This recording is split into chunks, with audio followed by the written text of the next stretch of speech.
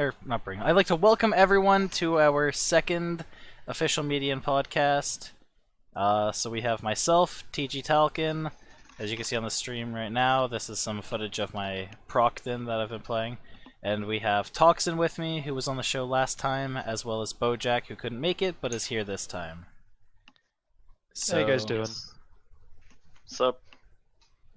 So for the podcast, we hosted on my stream. If these guys want to stream it, they can as well. But it's a little more finicky. It'd be much easier if any of us were partnered, because then we can do like the multi-stream thing. And for any of the like reruns and stuff, we actually made a dedicated YouTube channel specifically for the podcast. We'll be we're still getting it set up 100% because the URL right now is really weird. But once that's done, it'll be a nice easy link for everyone to go to.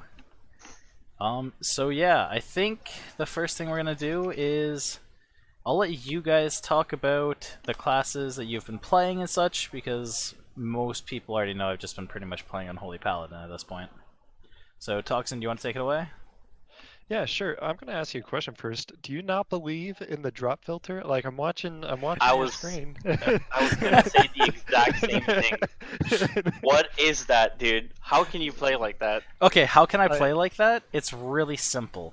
I play like that so it looks like I get a lot of loot.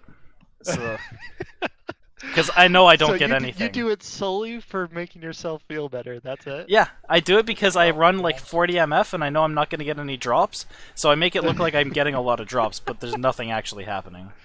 Oh my gosh, that's amazing.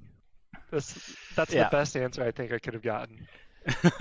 You know how it also triggers people in my chat all the time, and I love it. Oh my gosh. It's not efficient though, you know. Like if you have a shit ton of stuff on your screen, you're gonna be looking at the shit stuff instead of like, okay, this pack doesn't have anything. Time to move on to the next one. Okay, but he does have the filter on. He just doesn't I guess engaged. Yeah. But here's the thing, right? That you have to understand is I don't get drops anyways because I have like 43 MF. So it doesn't matter. Yeah, that's true. I got 243 MF and my drops have been crap, so I feel you. Yeah. So, anyways, for those that have been watching my stream, last week I was playing a lot of the Bowzon. I've been playing the Bowzon solo now. I've done more with my holy melee, which I did on a whim, because I was getting annoyed with the Bowzon, and I was like, I don't want to do unholy melee. Let's do holy melee, because reasons and spite. So I have a holy melee named Sugar Daddy, and he just makes it rain. So Holy Mill is the best, dude. Like straight up. It has a lot of single target. Like yeah, it's pretty great. I still have some pretty crap gear, and I've done all the Ubers. I mean, I ran into some problems, but I've done all the Ubers, and I didn't run into too many issues besides Sunless Sea. So yeah, it's been going pretty well. Without good Finstras, that's a pretty big issue. Yeah.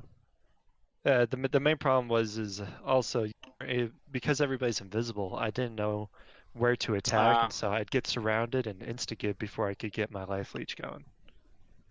So were you spamming retaliate? No. I should have. That's the problem. Yeah. Yeah, I should have been spamming retaliate. See, but this is why I have you here to tell me what I do wrong. Yeah, now that I'm back.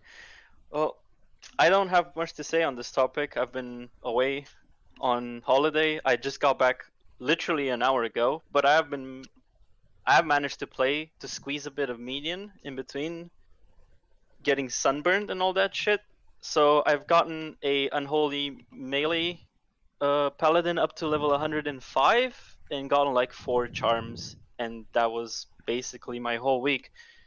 So far so good. I'm liking it. It's really strong, but scaling it is gonna be hard for Ubers because it's you either need a lot of all skills or a shit ton of spell damage, which is gonna be hard to get, but we'll see. is just my opinion so far. Yeah. And I think Talcon has more to put on that. Yeah. Yeah. For Unholy Melee, because again, I'm playing on Unholy Melee. I'm currently level 135, I believe, or 136, close to 136 if I'm not yet. And I think the best part about the Unholy Melee is the versatility you have. You can go fire damage, you can go cold damage, you can go procs, you can go Divine Apparition teleport for clear. Like, Yeah. there's so many different paths that Unholy Melee provides that you don't get from like Holy Melee, right? Holy Melee, you're using Divine Justice or Judgment, whatever the hell it's called, the one that makes it rain. Yeah, Judgment. Darn right. Yeah, like that's it when you're Holy Yeah. Melee, right? Like when you're Holy Caster, you literally can't use Oskills because of Solar Flare. So you're Yeah, literally that's just true. worms because they're the only good skill in Holy Caster, right? I Unholy mean, Frost Cast, Breath is also pretty good for stopping Yeah, Frostbite is for pretty stopping good. mobs. yeah. It's But just you're right. compared it's not to the damage. the Unholy Tree, right? Even Unholy Caster, you do a lot of different O-skill builds on Unholy Caster. It just feels like the Unholy Tree is a much more versatile tree, and I think that's why Unholy Melee is super popular right now, because there's just so many different playstyles in it. Yeah. Well, and because it got a buff, and so people Well, like yeah. something new. Yeah, it's actually viable now. Yeah. Also, I'd like to add the fact that you can actually make use of Vit and Life as a form of damage, and having 200 minus 200 res pretty much guaranteed. You don't need to worry about Pierce, you don't need to worry about survivability, you just try out types of damage items, procs, as you said. Yeah, the only downside to that is it's still scaling energy factor. And so yeah, that's true. it's a difficult one to balance, right? Because if you're going a typical caster, you get energy factor energy, and they scale together. Whereas you don't get energy factor Vit from an Eerie Craft, right? Yeah, that's true.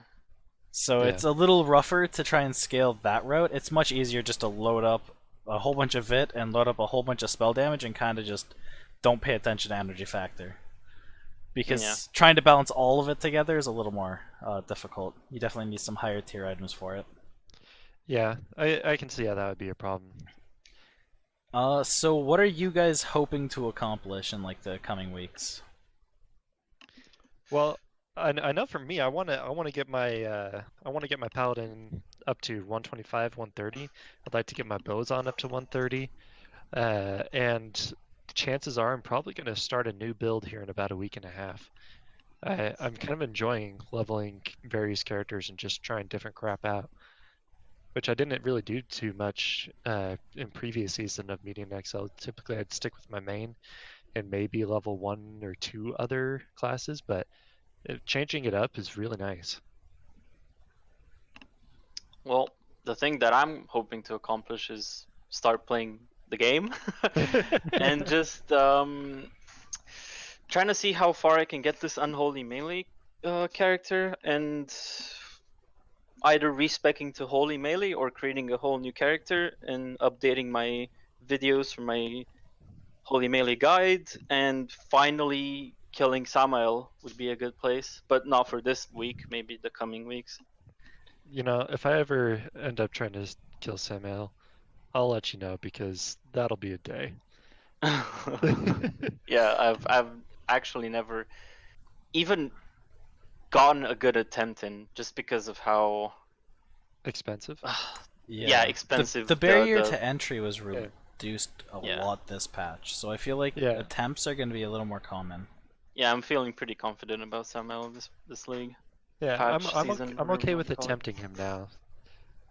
Before I didn't even bother. I didn't want to try.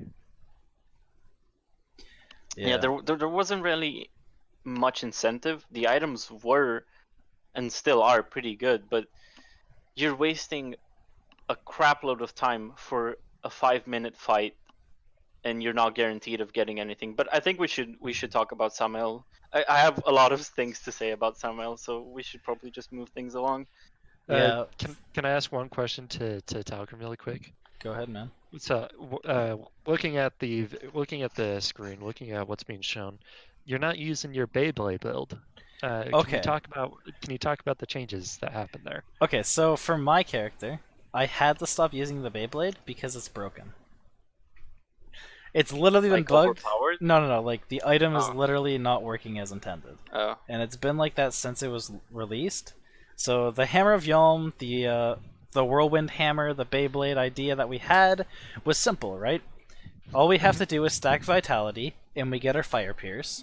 And the weapon says when whirlwinding, get -1 enemy fire and lightning res per 60 all attributes. That doesn't apply. So I don't get any lightning pierce. So the weapon works fine for if I'm doing Duncraig or Fotsonville, but when I go into doing rifts, which is what I've been doing more of lately, and I'm trying to push into like the tier 15 and see how far I can push the holy melee. At tier 6, enemies get 50% absorb of all elements, and the hammer literally heals them. Oh wow. Okay, that's pretty sad. When I first saw that hammer, I tried using it. I wasn't scaling it properly, but it felt really, really underpowered. Maybe that's why. Yeah. So pretty much what would happen is I would whirlwind, right? And I'd have like 30,000 whirlwind damage. So half of my damage is fire and half of my damage is lightning. The fire damage hits the enemy for the negative 100%, doing, 2 times damage. The lightning hits them for their resistance and heals them. And so I'm doing like 25% of my actual damage. Wow. And I was like, Yeah. hey, this isn't working. It's very good for sustain because I have 1,000 life on melee attack, so I can survive whirlwinding for pretty much ever. Yeah.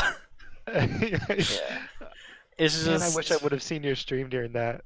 I You must have literally been so salty. I literally can't do damage to the mobs. Like I was fighting, I don't remember what it was. I think it was like one of the I can't remember the names.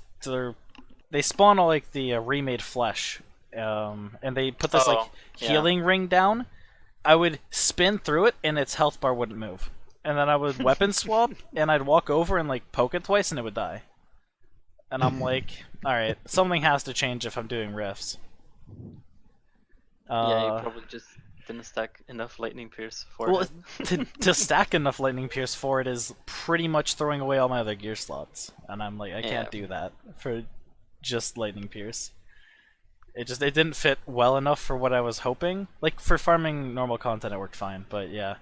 But yeah, for my character right now, I'm strictly trying to go for riffs. I currently have 90% cold res, 90% fire res, 95 cold res, and 88 lightning res as my caps. I mean, you can say that, but that's not what I'm seeing on screen. But yeah, this is older footage. This is not my rifting footage. yeah.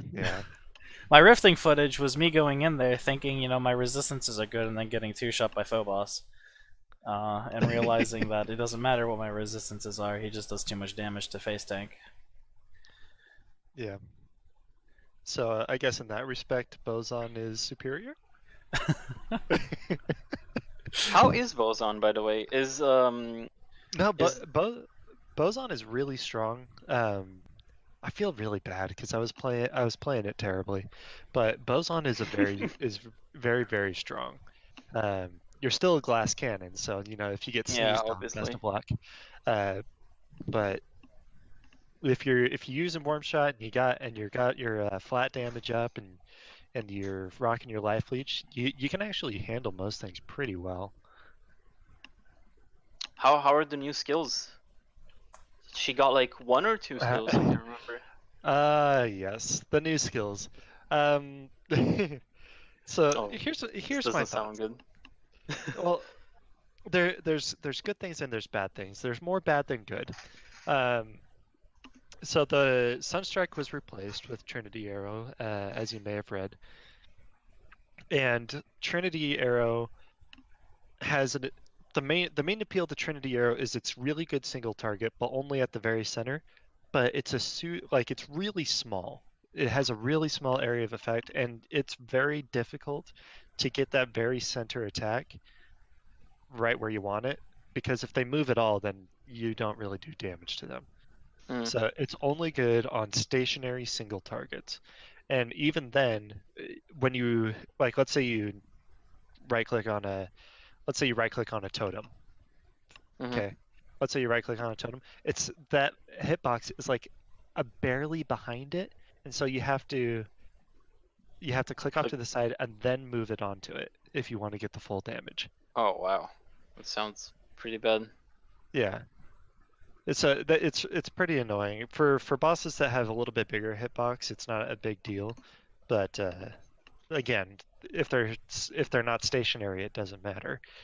And then Barrage is still really good. Barrage does pretty good damage, but you don't get any life leech from it. So if you want to do good damage with Barrage, you have to get right next to him. But if you get right next to him, you're going to get hit. And if you get hit, you need to regenerate life, but you can't regenerate life because you don't do physical damage. It doesn't do weapon damage?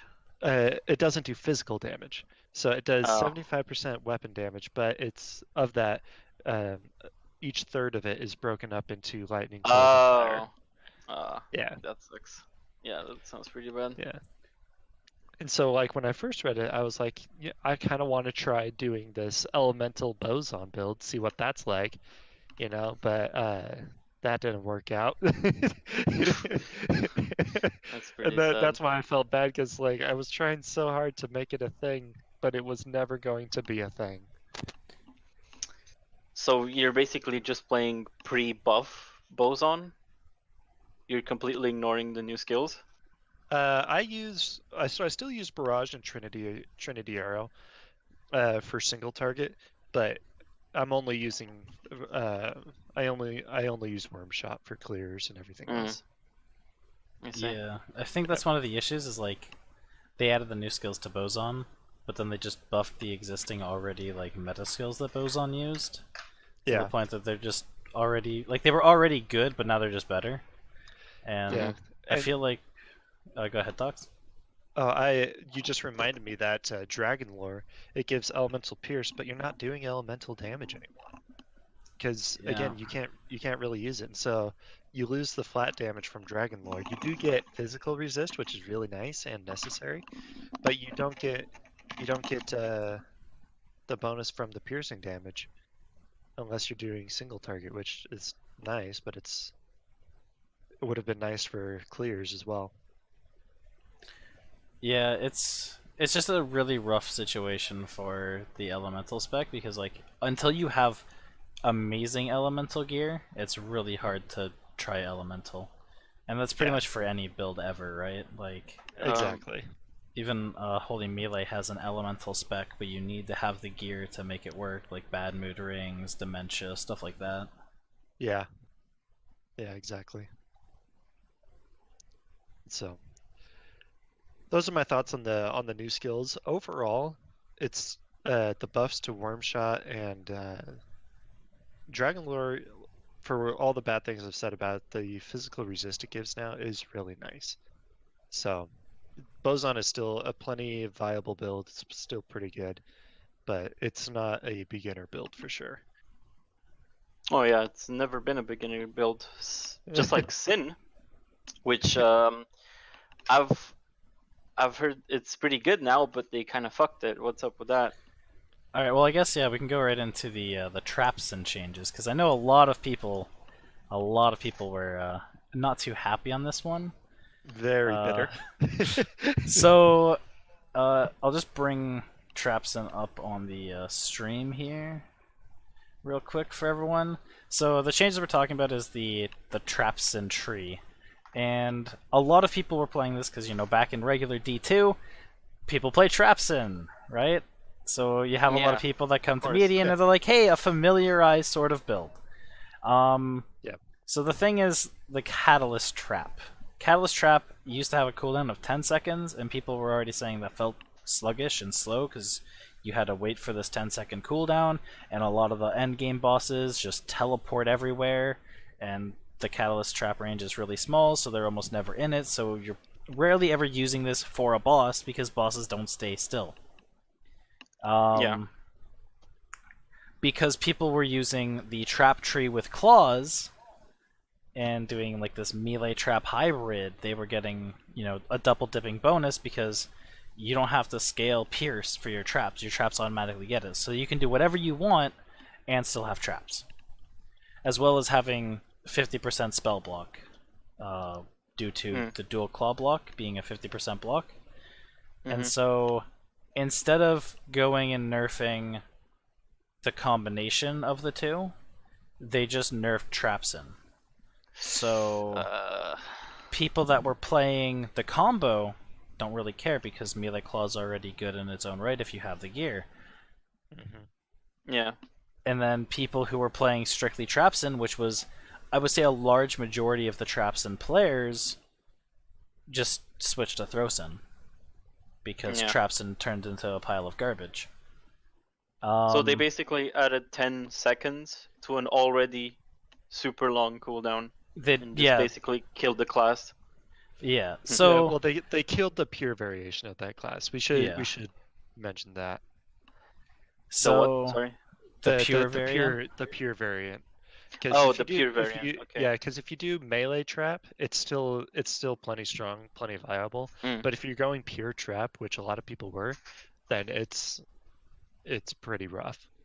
Yeah, like I've bounced a few ideas around as to what would make the build better and how it would make it more viable to be strictly Trapsin and not give as much bonuses to a Clawsin. And I think one of the variants would be just upgrade the spell interaction with like the Incineration Trap and the Shockwave Trap, because those are your main damage sources when you're playing Trapsin. And then change Catalyst Trap from being a damage bonus to some sort of pierce mechanic, because right now, if you're playing traps, you get minus 135 pierce. You don't get minus 170 for bossing. And so if they changed Catalyst Trap to be more of like a AoE, like Mythal sort of effect, then it would have more use in the trap setup that wouldn't really provide use in any of the other builds, because other builds are already getting pierce on their own. Didn't they also limit the number of shockwave traps you could have? I think it's 2 now, right? No, they increased it to 2 at one point. But like it used to only be at 1 for your first point, and then like +1 they started at 2. Oh, okay. So I think you get an extra one now. I'm not 100% sure because I haven't played it.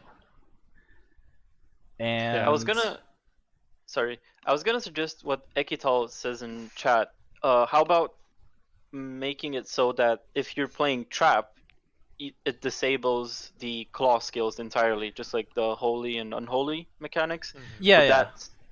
Would that break the class, or would that be an appropriate So there's change? there's an issue with doing that, right? You have to do that at the start of a league. Yes, the reason, of course. Like that, I totally like. I've already thrown that one around a few times. Having either have it be like that, or have it have a very similar mechanic to like how Bowzon and all the different Zon specs do, where at a certain point, when you put a point in this passive, you can't select this tree. Yeah. I would think the Catalyst Trap would be a good point for that. Yeah. Because I feel like that would work, right? Like, if you have a point in, melee, throw, or Nagi, you can't take Catalyst Trap. But you can take, Instant and Shockwave Trap, which are still going to be viable to use as a little bonus damage, but you're not going to get a massive effectiveness out of it. I feel like things like that were going to be a little... Like, those are better and more healthy changes to the build, because then if you want to play Trap, you have to play Trap, instead of...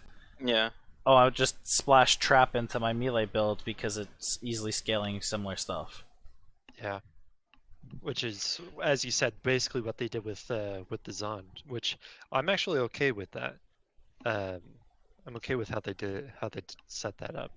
Yeah, but... I personally feel like nerfing one spec because another spec is abusing it isn't the right way to go about it. Yeah, that's definitely Instead, true. it should change it to be some form of lockout, or give it mechanics that only help itself, that don't really provide anything extra. Like Catalyst Trap right now provides a shitload of damage, but if you had it so that it only provides, some pierce, just to help push, like, for an example, right?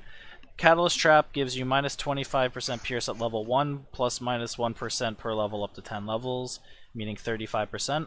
Apply that with your already 135% pierce on your traps. When enemies are in the Catalyst Trap range, it's minus 170, makes it boss viable. Maybe like increase the range on it and lower the cooldown, because other skills like Mythal, etc., you can kind of just spam as it is. So I feel like something like that would be beneficial, because right now, to get traps to have minus 170, you have to spec out of your beacon, which is a trap-based Uber skill, and use Phase Bomb for the minus whatever it is, 25% I think.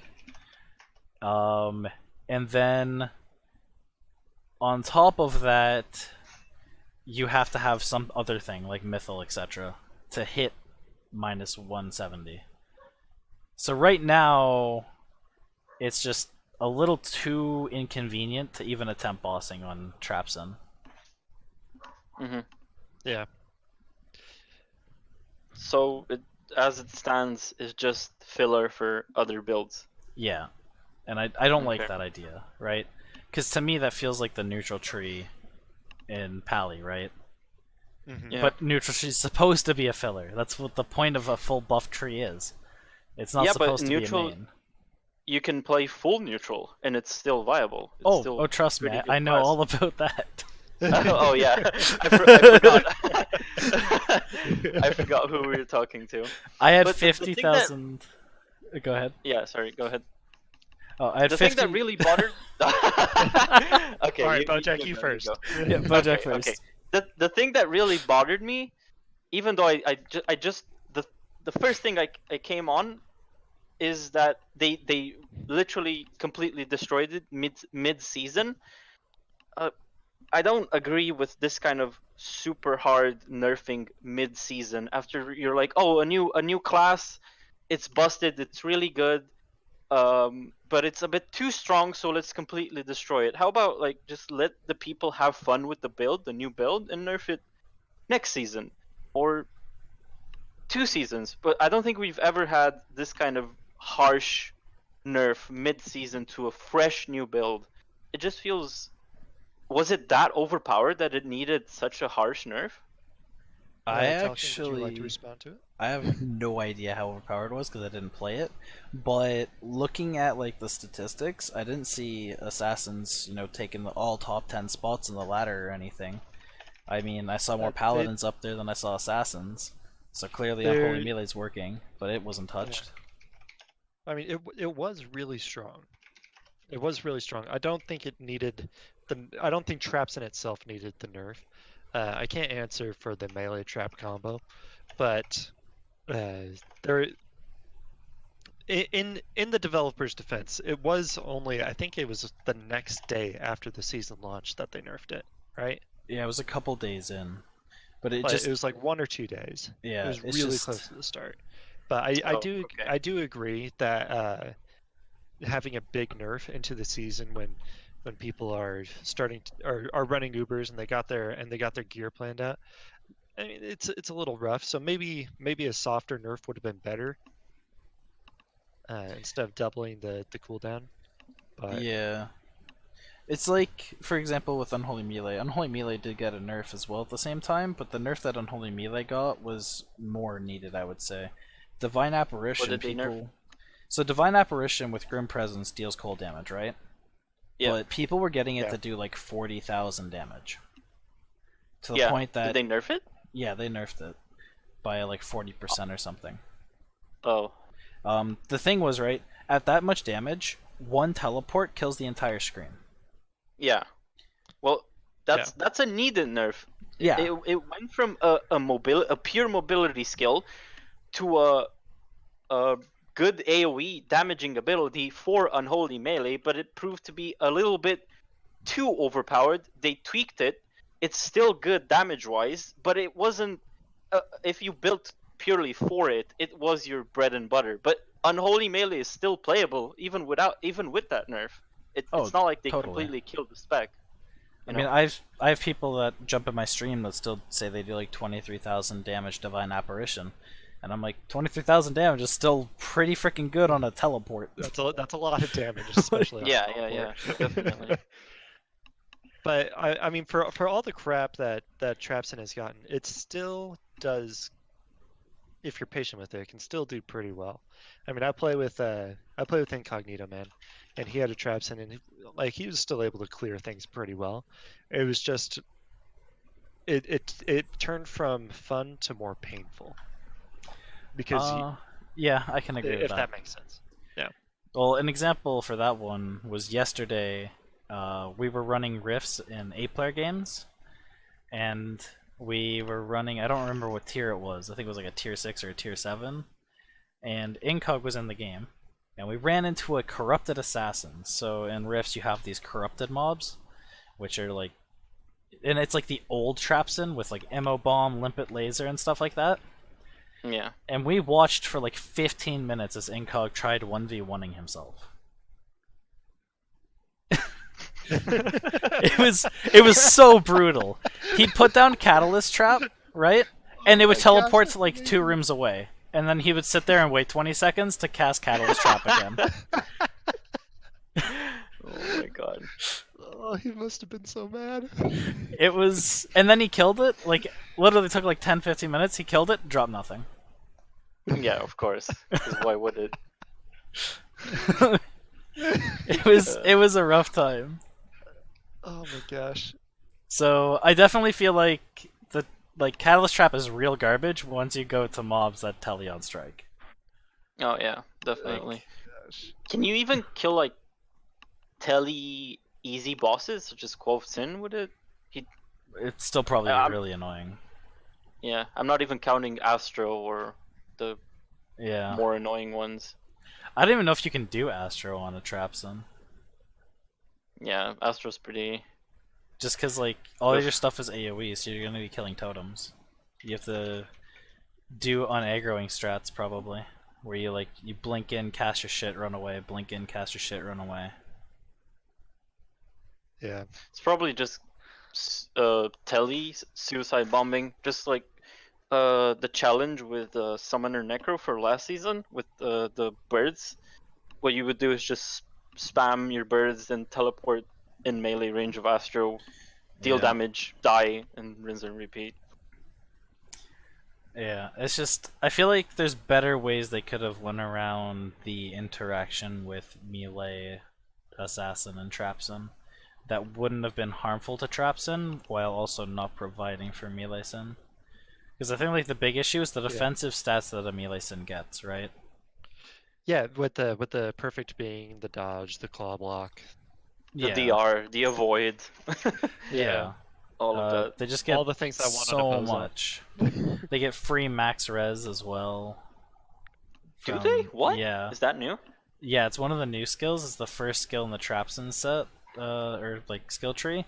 It's fire and cold resist 1% per 4 base levels, maximum 3%. Oh. Wow. Which still 3%, that's 6 P gems worth of res. That's a lot. Yeah. Like that's a full chess piece worth of gems that you're not wasting. No, like that's pretty great. Yeah, so there's just You there's know, so many defenses now for them. Speaking of survivability, I'm gonna change gears from Trapsin really quick. I think I was talking with you about this, talking about concerning the Bowzon. I feel like there should be a little bit of a buff to survivability with Bowzon. You got the physical resistance from Dragon Lore, but you're still losing all of your defense. And so the idea that I came up with on stream was maybe while you have Ecstatic Frenzy running, because it increases your speed and everything, it also gives you a chance to dodge, for example. I don't think that would be breaking the game or anything, but I wanted to hear what your guys' thoughts were on that. Like a small chance to dodge. I think there's an issue with that, and I think the issue with that is Ecstatic Frenzy then could be used with other specs. Right now it's primarily used with Bowzon, right? But why wouldn't I run Ecstatic Frenzy on a Magic Missile Zone? I don't scale defense on a Magic Missile Zone, so now I just get free dodge. What about changing Ecstatic Frenzy to the Bow Tree and having I feel like that wouldn't work as well because it's currently also used on what, Bowzon, I believe, if people even play that. Since it's jabs on. I mean, can we do something about that? Like, can Bowzon just get a full remake? It's pretty trash. Oh, Javson. My favorite build of all time was actually Proxon, and it used parts of the Javson and those really strong passives. But ever since they nerfed Prox, that build kind of went down the drain. But pure Javson is just no, just fucking remove everything and start over. God, I tried to do a Javzon 2 seasons ago, and it was like pulling teeth. Trying to level his Javzon. Oh yeah, don't even know. The idea behind Javson is really solid, but the skills don't just. I don't know. Last time I played Javson was when Enfilade was still in the game. I don't know how the new skill. I don't like the new one. Is it better than Enfilade? No, Enfilade was pretty trash. It's a lot worse. So is it? How Yeah. many people are playing Javzon this season? Does anybody know? I think it's like 0%. Last I checked.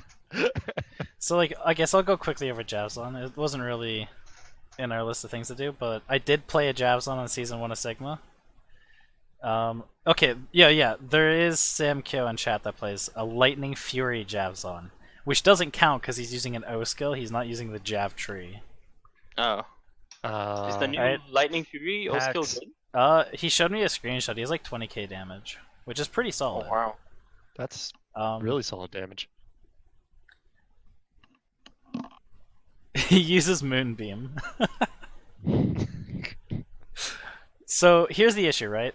When you look at Javzon and you look at the passive, right? The passive should be the key thing that you're focusing on for the whole spec, then, right? If we look Generally at, speaking. we look at Spears on, you get weapon physical damage, attack rating, bonus defense. You're like, all right, I do weapon physical damage, or not attack speed, attack rating, and I get a bunch of defense. Simple. I stack defense and weapon damage, right? You look at Javzon, you're like, I get life after each kill, crit chance, or deadly strike chance, javelin physical damage, and attack speed. You're like, alright, I'm stacking javelin physical damage. Then you look at every Javzon, they're all elemental. Really? Yeah, Hellrain, Titan's Revenge, both of those, the Maiden Javelins, both elemental. There's not a single physical one? I don't believe so. And then if you look at the normal Javelins, they're like Trinity Beam on melee attack, Hunting Banshees on melee attack, Flurry of Javelins on melee attack. And it's like... Oh yeah, those are... But why? You can... I theory crafted a pretty good unholy melee build with some of the javelins. The Trinity Beam one, to be more specific. See, you're just playing it wrong. Javzon is obviously a build. So it feels so weird, right? When you go and you look at the skills, you're like, alright, 50% of physical converted to magic. Okay. 63% of physical converted to magic. Does poison damage and weapon physical. Okay. 33% weapon physical, 50 converted to fire damage. It's like, why am I scaling pure physical if everything else is pretty much a different damage source? Well, No, that's okay. pretty weird. So, but it increases the physical damage. So doesn't that mean it increases the total damage of like magic and everything else with it? It or am I does. misunderstanding It that? does. However, when you look at something like the new Enfilade, the synergy for Enfilade is 15% poison damage per base level. Yeah. The thing is, as Chad is saying, conversion skills do benefit from Fizz, but it's like you're not scaling the converted part. So you have a shit ton of damage, but half of it is getting converted to fire. If you don't have fire pierce, you're basically losing half of your damage, even though the base damage that is being converted is really strong. The fact that you don't have the necessary pierce, or as it says, magic damage or poison damage or whatever, you're basically losing that amount of damage when you're fighting high res targets, is what I'm seeing. And like the other thing is just the skill mechanics for Javzon are bad, right? You know, you look at Ricochet. When you hit a target, it bounces and deals damage. It's pretty much like a Lightning Fury, right? The throw barb has the same thing. Yeah. But Yeah. it doesn't do very high damage. It's 80% of weapon damage, and it hits however many targets you put points into it. But that doesn't matter. Like single target wise, you have no damage right there, right? You look at Enfilade. Enfilade throws a javelin that shatters into toxic blades. The thing with this is, I've used this. It hits the target, makes a small ring. If they take one step, you do 1/10 of your damage. That's it. Same with Trinity Arrow, man. Yeah, Same with Trinity Arrow. it's pretty rough. And then Fairy Ring. So here's the issue with Fairy Ring. You need a corpses. corpse. Yep. Yeah. Here was the issue with Widowmaker. You needed a corpse. Widowmaker doesn't need a corpse. Top tier skill. Yeah. I mean, it's a great skill. Fairy Ring without a corpse would be honestly busted. It would be. It would have to be nerfed would be if it didn't have a absolutely corpse. Yeah. But we look at Widowmaker, right? Prime example. Same skill pretty much.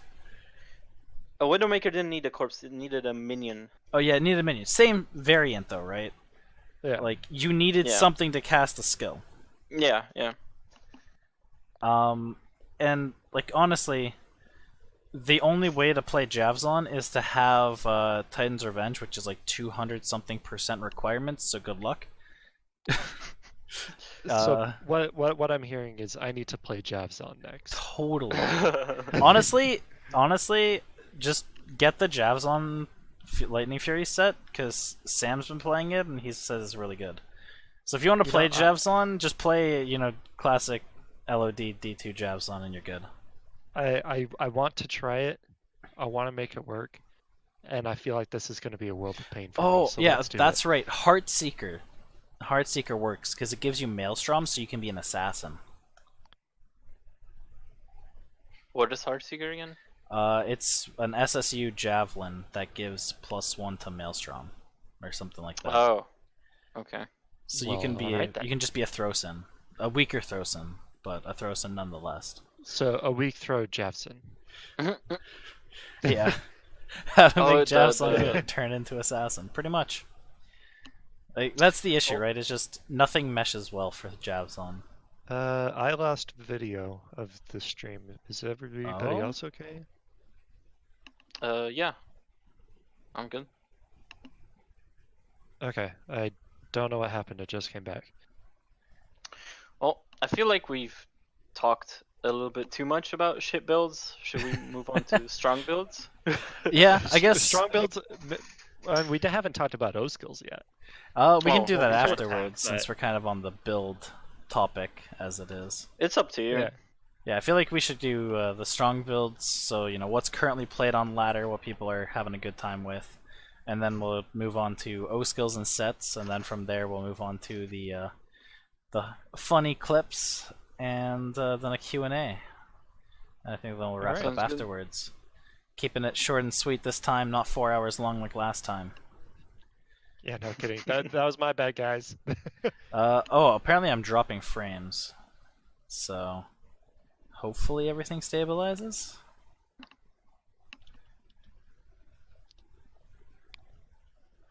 Are you for? You want us to wait for a second? I am tanking frames right now. We getting DDoSed? What is this unsummon zone thing I'm seeing in chat? Is that a meme? Right. Yeah, it's a meme. So the fire elementals got a buff where if you unsummon them. Ah, yeah, I remember that. Yeah, so They spam their so there's- cannonade. yeah, so there's a meme right now of making it so that you summon and then unsummon your fire Yeah. elementals, and that's your damage. Is it viable? Because I remember reading about it in the patch I mean, I notes. want to try it. I mean, I feel like you run that with the Edirim set. So you just have like these 10 Edirims that are like immortal gods as your frontline, as you're just exploding little dudes behind them that shoot fireballs everywhere. That sounds pretty cool. I feel like that'd be interesting to watch. I found like 2 pieces of the set yesterday. I needed the chest piece for it, and then I can try it out. I wonder how fast you can farm Taraja with the new Edirim set. I'm sure it's pretty good, honestly, because what I was told is the new Edirim set can push like 15,000 Edirim damage. What? Yeah. Oh my god! Finally, we're getting use out of Edirems. I want to see an Ediram summoner versus Odyssean to see who the true Ediram king is. Oh wow! I guess Doesn't the he Nephilim heal king. anymore? He does if he kills a player. Ah, okay. Yeah, I remember that. Like, he Yeah, summons that- Edirems, you summon Edirems, they just go head to head, and it's a big war. That's pretty cool. So, should we move on to strong builds? Yeah. I think that should be I- good. I have no idea what's being played right now, so I'll just leave you guys to it. Alright, well, obviously Unholy Melee. Yeah.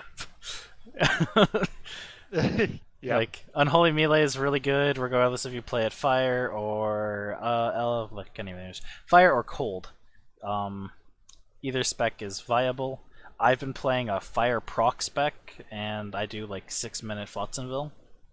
Well, I gotta ask this really fast. I heard that you put a eviscerator, right? Is that the one that gives 10 to block hits? Yes, it's in my stash in the clip you can see on the stream. The short sword that's in my stash, yeah, that's the eviscerator, and then I'm using the Herald of Zakarum shield, which gives me 15% base block. And so we found this out. Super Beast doesn't have a block frame, and so this doesn't mean What? If you say that, then the developers are gonna know. Yeah, so what this means, most people thought what this means is, oh, it goes to your frames, like your hit recovery frames. But no, you literally don't have a frame when you block. What? No, it's so broken. So I showed people this doing Yura with 75 block. I literally just ran around the zombies blocking them, and you would see when I took damage, my character would like do an interaction. Otherwise, I wouldn't take any damage, and I would just be running around. That is actually insane. Yeah, and then And so- he want to get CC or anything. Yeah, We just be and running around like no problems. so then I'm like, well, how do I break this, right? So clearly how we break this is we get 6 frames per second faster hit recovery, which is 414 FHR for Super Beast. And then we get 100% uninterruptible attack. And you just spam attack. So we Oh never my get God. CC'd. Because and we have 40% projectile dodge. Yeah, the new the passive with the projectile dodge and faster free recovery. As soon as I Yeah. saw that, I thought there's gonna be some serious shenanigans with this. Yeah, so And I I did didn't that even for know about the 0 block frames. Yeah, I did that for Yeah. farming Yura because I literally didn't have to pay attention when I was in there. Nothing could hit me. I Wow. was honestly expecting that to get patched. Far I sooner don't than- know how they do it though, because they'd have to add an animation for Super Beast to block Yeah. to the Super Beast transformation. Yeah, that's true. But what I was the chance to dodge projectiles and stuff, I was thinking Yeah. that was going to be nerfed. But Yeah. So like with all of it together, there's just so many defensive options, and this is what I like about Unholy Melee is it honestly feels like it's just like a blank canvas that you can throw different crap at and make work, right? Like Yeah. I have a proc variant where I use the new Cataclysm set, which we'll get more into in the Oskills section, with Cataclysm proc on my weapon, and there's some times where I proc like 7 Cataclysms in one auto attack. Like, What? How does that even work? so it has 5% Cataclysm on Death Blow. So I literally Okay. Oh, on death hit a blow, okay. target, I mean, proc Cataclysm, kill the target, proc Cataclysm, the Cataclysm procs itself, and I can just clear like a whole screen. It's pretty stupid. which one is the cataclysm? The 360 the fireball? Yeah. it's the 360 Yeah. fireball, yeah. Oh, okay. And against large targets, all of the 32 fireballs hit the same target because they spawn inside of them. Oh yeah, it's shotguns. That's Yeah. pretty So- good. So here's a question. So the Act 3 Merc also has Super Beast. So could you just make an Act 3 basically invincible Merc? Can you make mercs have block? I don't even know if that's a thing. Maybe they can't. Wait, I don't think they can use shields. So maybe not. No, I know the don't Act think 5 so. can't. So No. I don't. I think only the Act 3 one can use shields. Yeah, only Act 3 can. I'm not sure if you can put block on them, but if you could, then you can totally but meme it. if you give him the Eviscerator and you give him a shield, if he's able to use a shield. Well, he Act 3 is able to use a shield. It would just be, Yeah. can he block? I actually don't know. Mm, That'd be Yeah, interesting I think this try needs to out. be tested. Yeah, just make a super tanky Act 3 merc. Yeah. that would be Um, pretty good. Because it would be the best meat shield. So for other strong builds right now, the melee Trapsin is pretty strong. I know that one has gained in popularity since Trapsin itself was nerfed. People either spec into that or Throsin, which is also another extremely powerful and viable build. So for Assassin, I would say those are your two main options: is Throsin or the melee Trapsin hybrid. I haven't really touched it too much to know a whole lot about it, but I definitely know that those are the more commonly played assassin builds. I generally avoid assassins, so when I started playing it and then Trapsin got nerfed, it kind of killed the mood for me. So I can't say much. Yeah, Bojac, did you play last season? Yes. What did you play last season? Summoner Necro, I think. Okay, Yeah. I would still say that's a decently strong build. I don't think it really got touched too much this Did patch. they nerf it? I don't think they did much to Necro Because at if all. not, then yeah, it should still be a really good spec. Yeah, I think most of the Necro stuff was like damage buffs to totems and stuff like that. Yeah. Parasite got a boost, so that was really nice. I'm gonna try a melee build later. Yeah, Parasite is also strong, but I think they nerfed the Defiler, the go-to Parasite dagger. Oh yeah, Hawks did get nerfed, but I don't think that matters too much. They boosted Mentascura, which increases damage of Parasite. The Defiler still was the go-to dagger. Mentascura looks good on paper, but I don't think is that good because the magic damage might or might not be negligible. I'd have to test, so I couldn't say. I don't know if this applied, but the SU gauntlets have Parasite. I don't know if they got the buff. At least in the first, so I tried it out first season because I had them first season, but they don't give you any bonuses if you're a necromancer. No, I'm just wondering if they also got the damage buff or not, because the Ratbane crossbow doesn't have the new barrage, it still uses the old one. So I'm not sure if the Parasite on the gloves is the old Parasite or the new Parasite. That is a good question. Like with the damage change or not. Because if it has the damage change, that's something you could potentially try out with different builds. Right? Yeah. I don't know if it was affected or not, but it's one of those things, as we were talking about Parasite, that popped into my mind. Is the Oskill variants of it, if they're changed by it. Well, speaking of Oskills, a thing that I wanted to say is a pretty big problem with Oskills is that majority of them, if not all, I don't really know for sure, they don't inherit hardpoint scaling, as in you have plus 20 or plus 30 to X skill, but it's not actually 20 or 30 hard points in said skill, which is a pretty big problem. I think there's some that it is, and some that it yeah, isn't. there's definitely some that the War Spirit, are, but not all of them. War Spirit from Rogues, I believe, inherits the hard skill points, because I believe every base point on the gloves is 1% crushing blow. But yeah, a lot of them don't inherit it, which is really, really lame. I think that... for I use a lot of O-skills because I try to make O-skills work as best I can. The biggest issue with O-skills is you don't get a lot of base, right? For example, on the stream right now, I have the Cataclysm set. It gives plus 17 to Cataclysm. How am I expected to scale that? That's less points than any single skill I can put on the tree outside of Uber skills. Like my Blessed Life, a level 90 base skill, I can put 16 points into. But this Cataclysm, I only get 17 points in. It feels like you have to invest so much just to get the base points that you're losing out on scaling gear because you're investing in gear to get the base points to begin with. to try and scale your Oskills. And there's so many Oskills in the game that are really cool, right?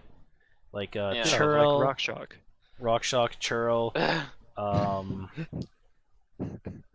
Yeah, there's a few cool ones, but they're just so bad. I found one of those circlets, the SU circlet with the cold damage. Avalanche? Yeah, an avalanche is such a cool skill, but it's complete dog shit. It's so bad because you can't scale it properly. Actually, I've seen avalanche. You can pretty use well, it. but you have to gear the crap out of it for it to be worth it. Yeah. Like, the only O-skill build right now that really works is Stormfront Druid. Yeah. But when you look at Stormfront Druid, you have like 4 different items or 3 different items that give Stormfront. So, and all of these items scale it well, right? With Avalanche, you have 2 items. If you have the staff and the helmet, you can scale it well, because you get a good amount of energy factor. And like, those are okay, right? But an example that I have is Winter Avatar, right? Oh, yeah. I think Incog tested this one with you last season, Tox, or the season before. But I tried it on my stream, and I'm like, Winter Avatar seems like a cool ability to use. It's an auto attack that procs this thing. I can use this with Unholy Melee. Has a 0.8 second cooldown. Yeah, it's so sad, because it would have been so cool if it didn't have the cooldown. Yeah. Speaking of that, there's a lot of cornerstones that have this problem. Oh yeah. I've seen so many cornerstones pop up on the forum. I think Harbinger cornerstones, or just general put 7 points into this skill to remove the cooldown. But when you have it in cornerstone variant, you have a cooldown that you literally cannot remove, because it doesn't scale with hard points, or all skills don't count as hard points. So you're stuck with a useless cornerstone, but it could have so much potential on a Harbinger cornerstone, for example, or something that has a cooldown.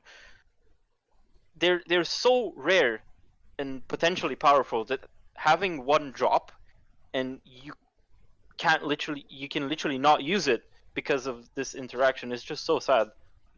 Yeah. I feel like the world's tiniest violin needs to play us a sad song while we talk about this. Yeah, for a lot of like cornerstones, you get skills that are 1 point for like Egg Trap from, Trap Rat, and you're like, all right, well, no one can use this. And then you have other ones that are like, another example would be Acid Fiends, right? I saw, I think it was last ladder, because the big summon necro, people were like, ooh, an Acid Fiend cornerstone, and it sold relatively well. The Acid Fiends get one shot by everything because you have no scaling for them. Yeah. Right? Like, it's a skill that on paper you're like, oh, this looks cool, I'm a summoner, this will work, and then you realize it's absolute garbage, because without all of the synergies, it's a trash summon. Then you have cornerstones like what I had last ladder and the ladder before, which is the Eagle Stance cornerstone, which all you need is 1 point. And it's amazing. And those cornerstones are fantastic. Yeah. So it really sucks, because you have certain cornerstones that are super limited, and then you have certain cornerstones like I had where I'm like, well, I have 50,000 health on my neutral din, I have 17,000 health per second because of this cornerstone. No one can be anywhere near as strong as my character is. It's just because of that cornerstone, which is a very unique feeling, right? Where you're like, you can't replicate my character because my character's based, like, gets bonuses from these super rare things. And I like that, right? Yeah. But they need to make them more widely accessible in terms of which ones can actually be used. I don't know if that means trimming the fat and getting rid of the ones that are bad, or if that means buffing the ones that are bad to actually be viable. I feel like buffing. I would prefer buffing, but if it was a choice between trimming the fat and keeping it as is, I'd rather trim the fat, because I'd rather get a cornerstone that can be used versus one that's never going to be touched. Yeah, also true. Like, if it has to be a mixture or something, that's fine. But I feel like we have so many cornerstones, and cornerstone's already a pretty rare jewel. Like, I don't know how many are found in a league, but I'm sure it's not a huge number, right? Maybe a couple hundred tops. depending on Yeah. how many people are playing. Considering what we talked about before stream, it's certainly not very many. Yeah. Yeah. And like a good example of things that had to be changed was, for example, last ladder, there was a buried hawk with Paragon that I happened to obtain after buying it off of someone. This amulet was bugged, and so they removed Paragon because it was bugged. And because Paragon's OP. Oh, but- yeah, I mean, you put this amulet on and gained 8,000 health. Yeah. Well, what is Paragon again? Paragon gives you vitality based on gems in your gear. So it's It's the Amazon thing, right? yeah, it's the Amazon Uber skill. Yeah. Yeah. So it was just like, you put this Paragon Ammy on, and you took it off, and Paragon stayed. Wow. What? Yeah, that was the bug. That's why they actually removed it from the listing. Was what I would do is I'd full buff, and then I'd click the amulet on, and then I'd put on my Vajiri's amulet, and I'd still have 50,000 health. Wow. Wow. But I'd gain like an extra 7,000 damage. So, yeah, it was a pretty broken amulet because you could literally just put it on and pass it around your party, and everyone would have extra like 6,000 health. Easy clap. Can you imagine? Like you get that amulet as a Bowzon. You put it on, and then you can have Paragon Yeah. and Kurari. Yeah. Oh yeah. I had Jay use it, and he had Paragon and Spirit of Vengeance on his 35,000 life magic missiles on with 40,000 magic missile damage. So ridiculous. Speaking of magic missile, I wanted to say a thing about these Oskills. Does magic missiles gain projectiles with hard points, right? I believe so, right? So Yeah, I think it's hard points. I'm not 100% sure. I'm 98% sure it's hard. I have an Amazon up here. Let me just look at it. Okay, does the- Synergy says 1 projectile per 5 skill levels, so it's not hard points. it's not hard no, points. It's Okay. just skill level. Then my argument completely falls apart, because I was gonna say, you have the magic rune word in the scepter, and it's like between 27 or 40. I think it got nerfed, but it was a pretty big range, and I thought it scaled with hard points, and I was like, okay, this O-skill scales as it should with hard points. But for example, the neutral din belt, which gives plus to sacred armor and demiurge, doesn't give you plus all stats for those 6 or 7 points. But this scepter does give you extra projectiles. But if it's not with hard points, then it kind of falls apart. But still, why do you have plus 6 to 7 on a skill that literally doesn't help you at all? I think if you're a neutral din wearing the belt, you already have 20-second duration on armor and demiurge, right? Yeah, it is literally useless. Well, the So sacred armor is those skills don't give you anything, because they would only give you duration, but you're already capped at duration, so they're completely useless. Yeah, to a point. Why? The sacred armor that you gain does give you 5 life regen per level. Wow. Bullshit, dude. Wow. That's it. That's all it gives you. So yeah, I totally understand what you're saying by that one. Because yeah, with both of the, like, you're talking about the Yeri's belt, obviously. Yes. Giving demiurge and sacred armor, which Yes.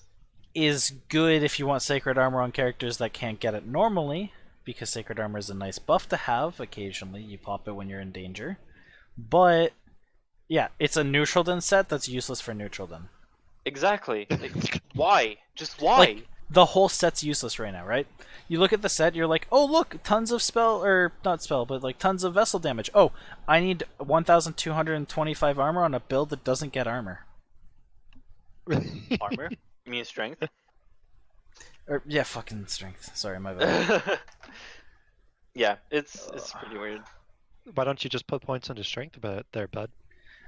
Because I'd rather just put points into. Just messing with you. Yeah. Had to deal with a bot in my chat.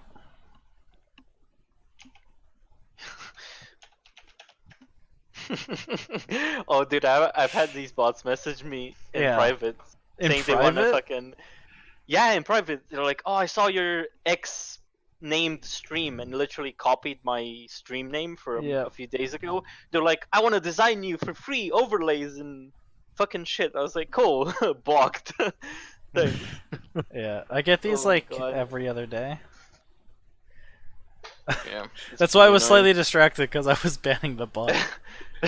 But yeah, the Yuri's belt costs 1,225 strength, and you don't scale strength when you're playing Neutralin because half of your gear is dex based, so it makes no sense to put points in strength. Therefore, you just use like leather gloves, boots, sash, quilted armor for your actual strength based items, so it's covered by your Yeah. charms, so that you can invest everything into energy and vitality. So it's like, to wear that belt, you have to put so much investment in that you actually lose damage. And it's completely useless. Yeah, and every other piece of the set outside of the belt is trash in comparison to what you can roll as a crafted Yeah, item. the belt is the best slot, and it's as is useless. Yeah, and they removed the weapon from the set, which gave you 700 strength. Yeah. Oh God. Ever 3 million Excel podcast number 2. That one's not a bot. Yeah. Oh shit. Wait, who purged Whist? What? That Oh was no, it. he. Your bot posted purge. Yeah. Oh, he purge. posted a link. Yeah, I think. Is that for Oskills, or is there any Oskills that you guys really enjoy that you wish were better? I wish Rock Shock was better. Because so this is just something silly that me and Incog were doing last season, and that's do you remember the two-handed Necro sword? Yeah. So Oh, for those sorry. that don't know what the two-handed Necro sword is, it's a Necromancer only two-handed sword that makes it so Deathlord does no. You can't use Deathlord, but you do a lot of poison damage, like a lot of poison damage. And I was talking with Incog about this, and we really wanted to make it work. And so, but the problem is you can't use Parasite and you can't use Carnage because those require daggers or scythes, and it's obviously a sword. So we were looking at Oskills, and Rock Shock is like Parasite, but it does I believe it just does physical damage instead of physical and magic. But it only attacks 3 targets. And so that didn't have any clear to it, and so we went with Charge Strike, and we were able to get that up pretty high, but that still wasn't very good because it was very random on what you could hit. Sorry, it was super random on what you would hit. So like if Rock Shock went up to 5 or 10 targets even, that like the meme of the two-handed Necro would be complete and amazing. But that's just me wishing for something that's again probably not going to happen. Just like the elemental Bowzon. Yeah, for me, one of my favorite O skills is Churl. So for people that don't know what Churl is, you pretty much spawn a tombstone that shoots ghosts out that do cold damage. Such a cool idea.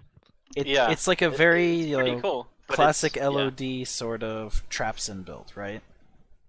Yeah. But you can scale that on so many different builds. You can get a decent skill level off of rings. I think they roll up to like level 20 or something of it. So you can get like 40 base level. It does like 400 damage. Yeah, it's so bad. There's so many, as you said, there's so many unique O skills that are honestly could be build defining, but I feel like they're missing like 1 0 or 2 0s in their base damage to be actually viable. Because if you put a level 40 Churel on a pure cold caster and it's still just tickling mobs, why have it in the game in the first place? Yeah. Another one would be, we actually had someone from the stream test it. I made a Zis Victory armor, which has level 63 countdown on melee attack. Countdown's the skill Mephisto uses that shoots ice in like 8 or whatever different directions. And his version does good damage. It chunks you when you're at low level. Yeah. So the one dude, he's playing Cold Unholy Melee Pally. He had it proc. It did 8% damage to Ethereals in Kaliningrad. This is a level 63 proc Jesus with Christ. 200% pierce and 300% cold spell damage.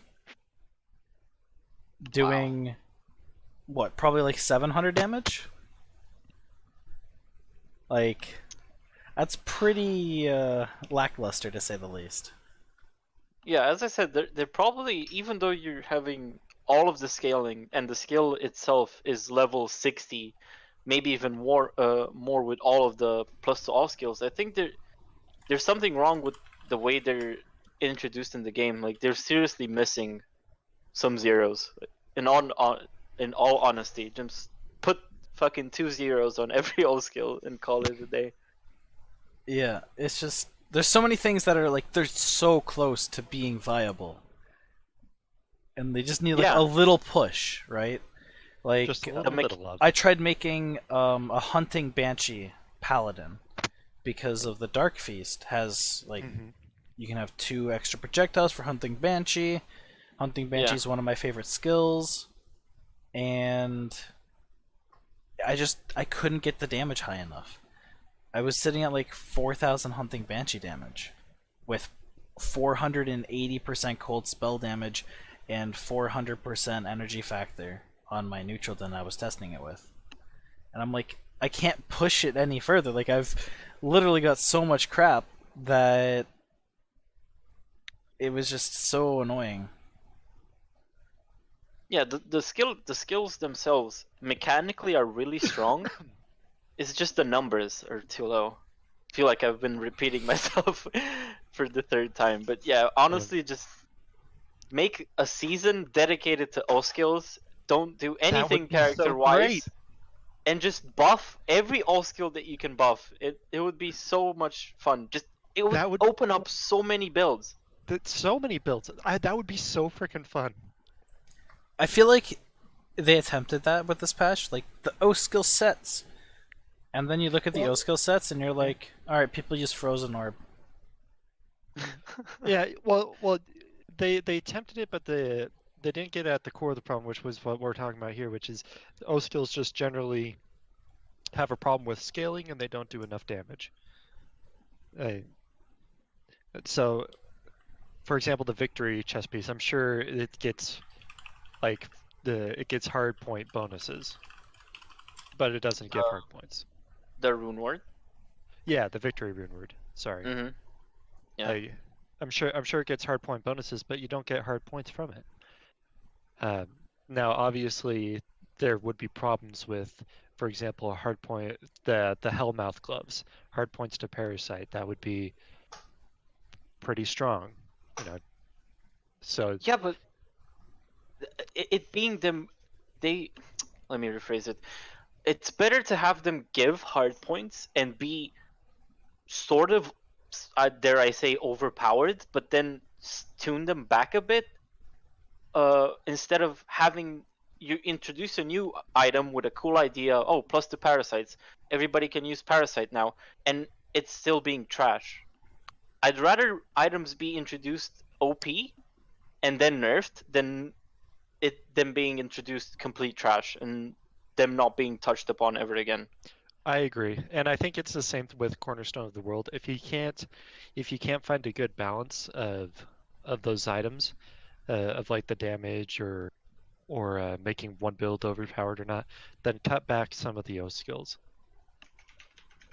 so that the ones that do stick around are good, and then reintroduce them once you figure out the solution.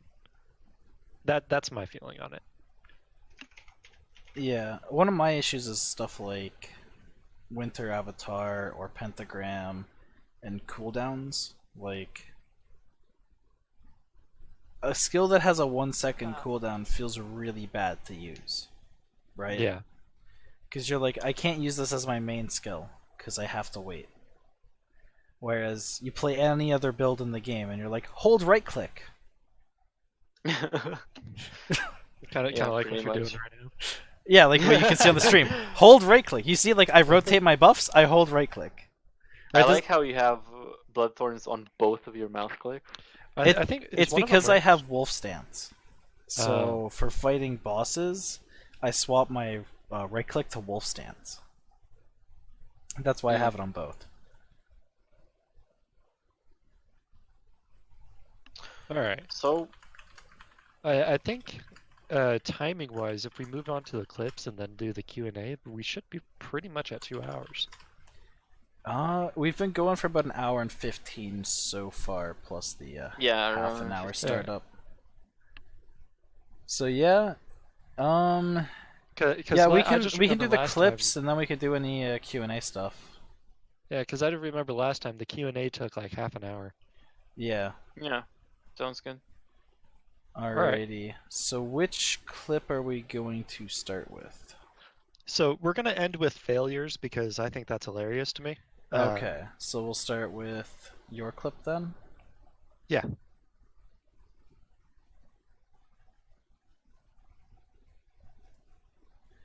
Alrighty. I think I got it up on stream here. Do you want me to have the sound playing or? Yeah, have the sound playing. I'll be quiet during the course of the clip. Alrighty, I just don't know how loud this is.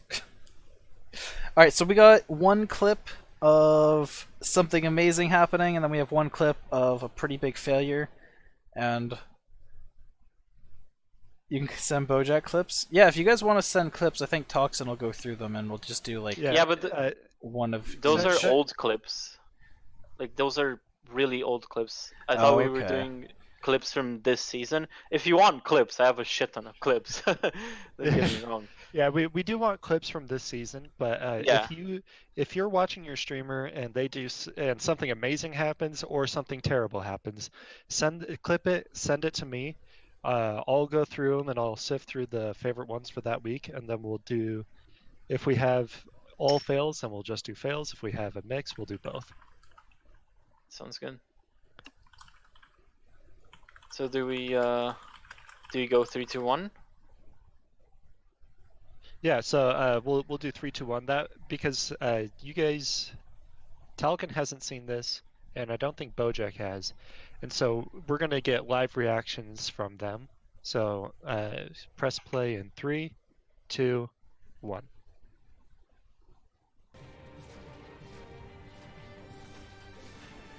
What? Jeez. What the fuck, dude? What?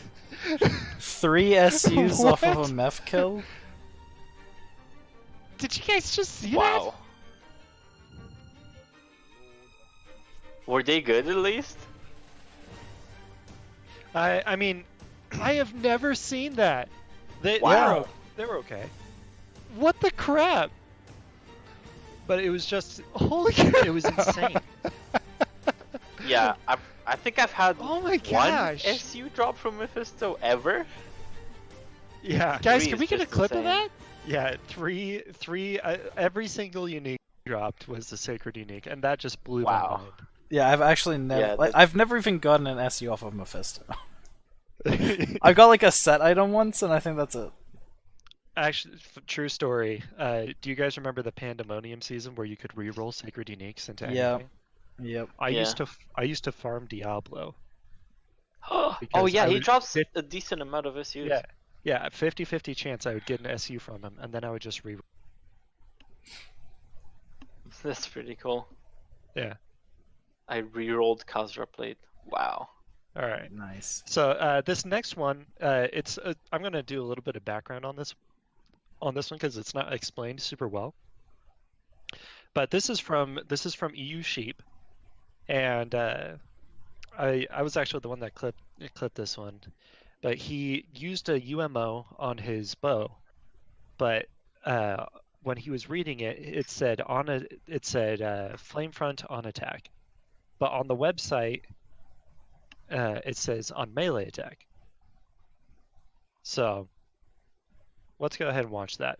So go ahead and press play in 3, 2, 1. PR.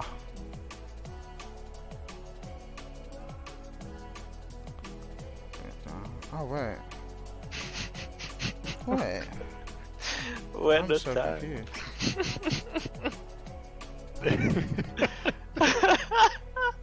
That was me. On melee attack. There's a guy that sold it to me. Until you realize it's And he bought it specifically Yeah. for this. Yeah.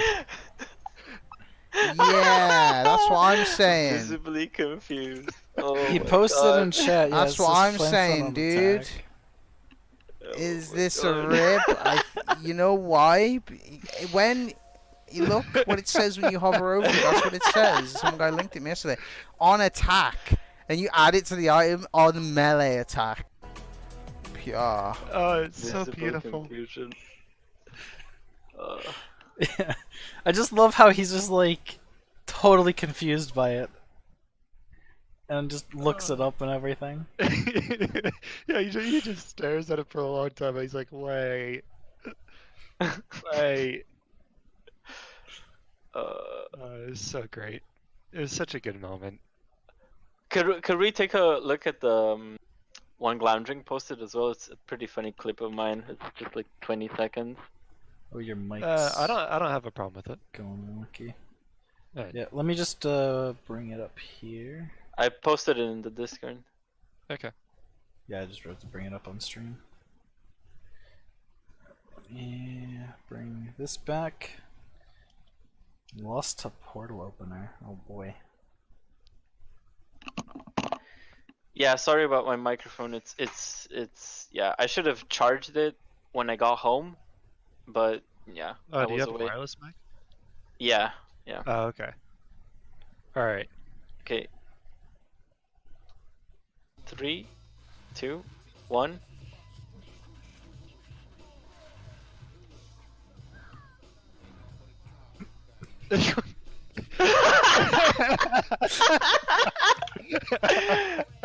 It looks like you That trip. was amazing. Hold on. It literally looks like you I- trip. I You kinda walk need to in and you watch just that fall over. again. Just listen to what I say, dude. It's priceless. Oh my gosh.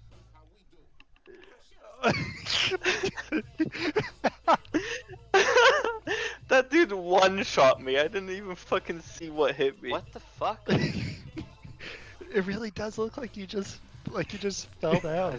Yeah. Yeah, You- slit on Your a assassin fucking was just corner. like, nope. Yeah, Yeah, you're like staircases and then you just fell over. yeah. That was amazing.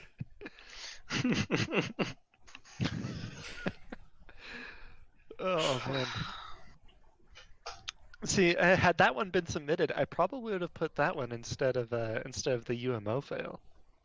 Yeah, well, I have a shit ton of these me failing clips on my channel, but I thought we were only doing current season ones. Yeah, we do want current season ones, but I like that one we can all have. Yeah, yeah. Yeah. So that, that was great. Okay. Yeah, that does it for clips. But guys, just really quick plug. If you have clips, please send them to me. You can PM me in Twitch or Discord. Doesn't matter to me. Please just send them to me. I'll review them. I'll send them to these wonderful, handsome men, and they'll check it out. All right. So I think we'll move on to Q&A. Sure. And that's all that's Sounds left. good to me. So, if anyone has any questions of anything at all median related, feel free to either type them in chat or send them to us on Discord, and we'll get to them. I have one question. Oh my god, Glamdring, please stop. So I have a much more long-winded question that was sent to me by Kriegsman on Discord, if we want to do Okay. that one. So his question is to the devs. So I don't know if Wist or any of the guys are here that could actually answer this one, because we can't. It's about character stuttering on small obstacles, debris, trees, fences, when you click too far away.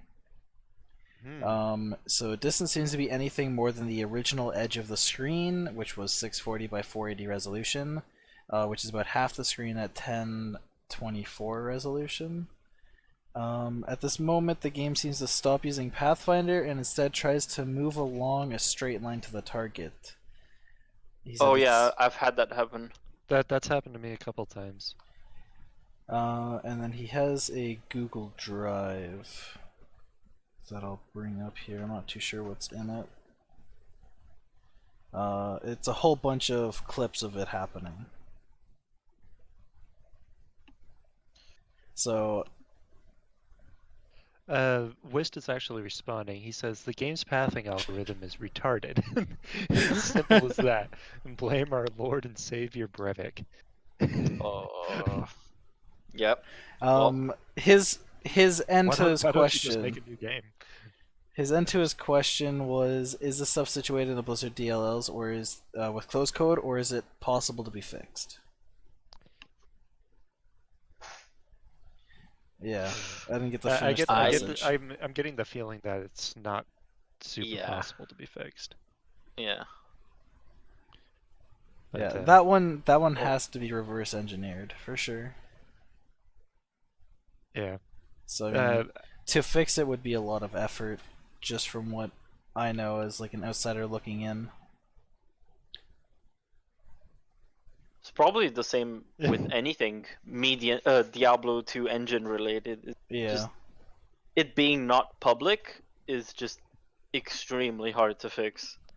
I guess I Yeah. can ask a question for Wist. When are you guys just making a standalone median game? Actually that's something that I've always wondered. So Yeah, great question. same. Let's be real. If D2 Remastered comes out and they butcher the ability to play median on remaster, it's gonna Oh my be gosh. a big pain, right? So it would make sense. I mean, look at Dota. Dota was a freaking mod, and then Dota went and Yeah. became a standalone and blew up. Like, honest to God, I personally think that Median having a standalone game could potentially like make the community grow up a lot bigger Yeah, than it it would is. be, I it would be agree. amazing. I think if they were going to try to attempt to do that, and I'm not doing this just for a plug to the median team. This is like serious, but I think they would need a bit more funding if they were going to do that. Yeah, a lot more funding. Yeah. But yeah, we can only dream, I guess. Maybe I'm allowed someday. to dream. See, I don't know. Who I feel knows? like it would just be one of those things that'd be really cool to see how, like, you know, its roots in something as classic as D2 and still move on to be something better. Yeah. Yeah, because honestly, Median as is, I've played my fair share of D2 mods, but honestly, this is just its own thing. Mm-hmm. Nothing can compare to Median. No. Not even other games can compare to Median, let alone other mods of Diablo. So it definitely deserves its own game, but yeah, as I said, we can only dream. Alright, I've who's the spoken biggest about whale this. in the median community? Who can make this happen? The biggest whale? Yeah. Yeah, like funding. Who the heck knows? Just do it, dude. I mean, I think a lot of people don't. I recently started doing Patreon, just the dollar option that they have, because I can't afford $5 a month right now. Guys, I'm super bored. Don't worry about it. But if you're like me, I mean, $1 a month is not that bad, and we have a large community, and even if everybody pitched in just $1 a month, that would probably go a super long way to making dreams a reality. I would honestly pitch in more than $1 if we were serious about this. But yeah, I mean, do what you can. But heck, I mean, any little bit helps the devs out, I'm sure. And not, if not just for their paying for their time, motivation. Yeah, it's just I wish that median would be bigger than it is because it deserves it. It really does. It's a I was talking with my dad about this on Wednesday, because my dad was a huge Diablo 1 and Diablo 2 fan, like really big. In many ways, I actually have to thank him for me playing median today. But the problem he has is he doesn't want to. He doesn't really have time to play anymore, but he also doesn't want to rebuy the game that he's already played, and he doesn't feel like there's anything more to it. And I think that's a sentiment shared by a lot of old Diablo 2 fans, is that they lost their discs and they don't want to rebuy the game because they feel like they already know what's going to happen. Yeah, that's a very good point actually. A lot of people would that have basically quote unquote finished the game could come back for a whole new experience inside D2. Yeah, like But yeah. in like my view of it, I don't think median loses out to any of like the titans in the RPG genre. Like, No. it holds its own against games like PoE, even though it's on such an old age engine that has a lot of faults. Yeah, exactly. Like the just simple fact that they have created this game in the D2 engine is just astonishing. The fact that Blizzard hasn't bought this shit already is just mind-boggling.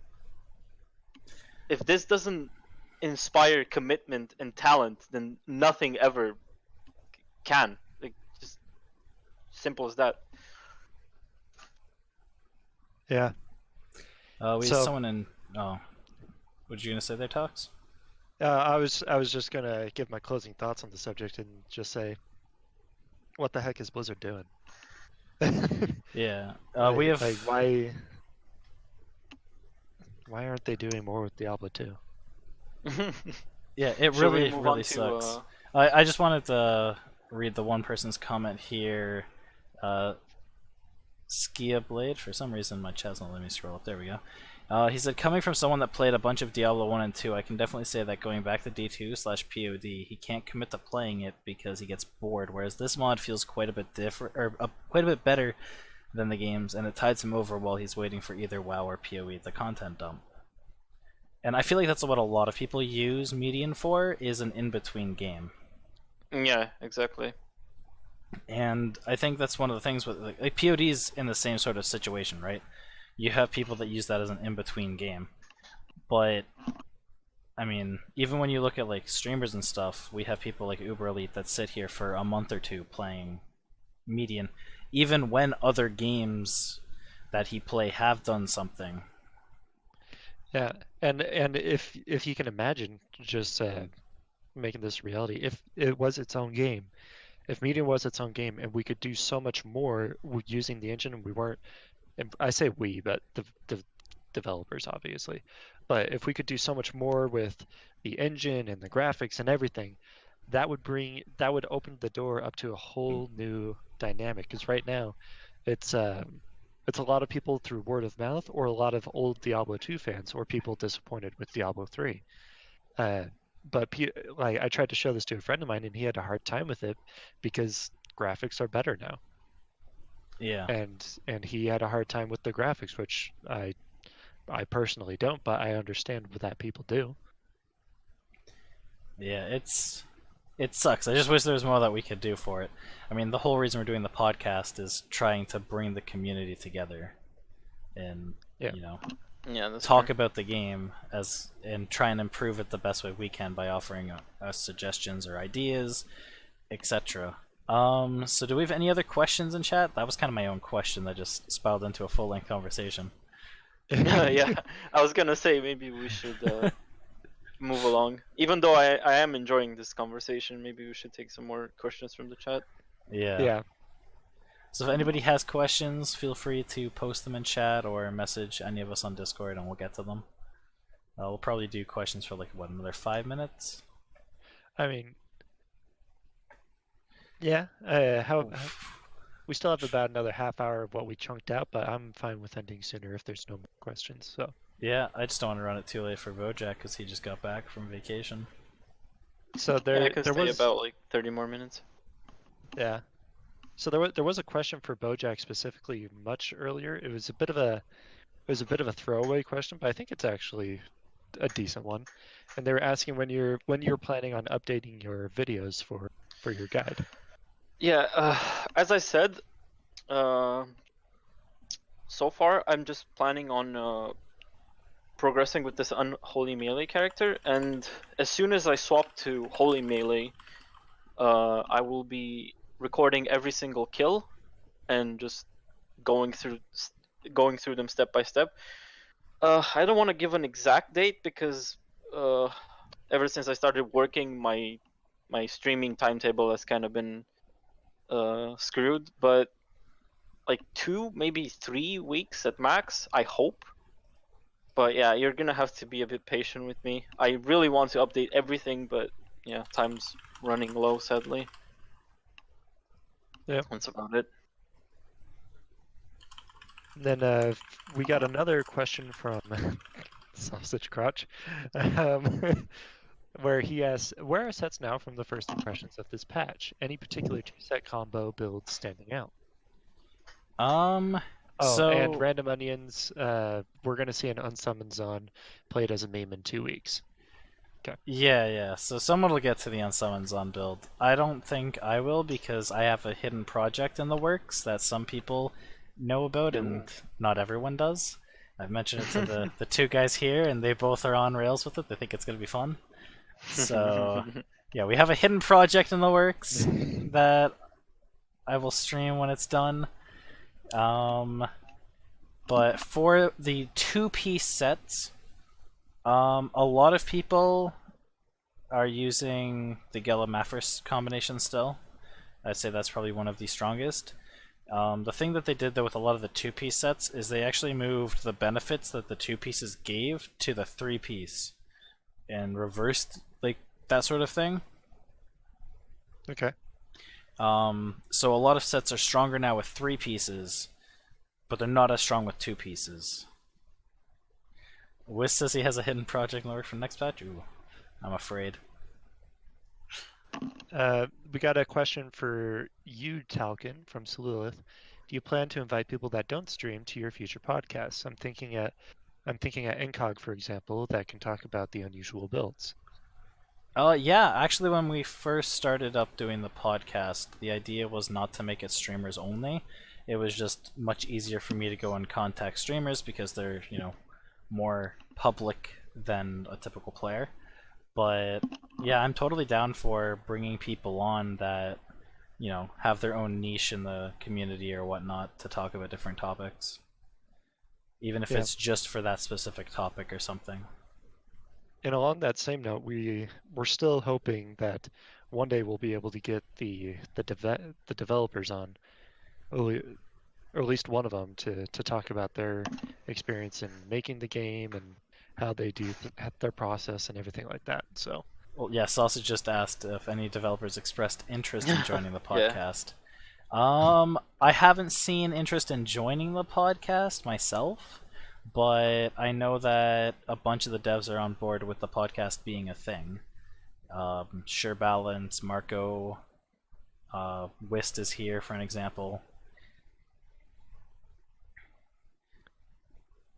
All right.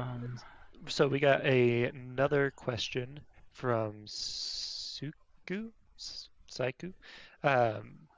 What kind of new content would you guys like to see? For example, mid-game versus end-game? I think we all have our own ideas on this one. But who wants to start this one off? Can I? Bojac? Yeah. Feel free. Yeah. Honestly, endgame for sure, because median in itself is all about the endgame. It's the mid game for me is just getting the early game is just getting to hell. mid game is maybe held to 120, and I feel like that's in a pretty good spot. But the end game content has been a little bit spotty, namely Samael and the Labyrinth.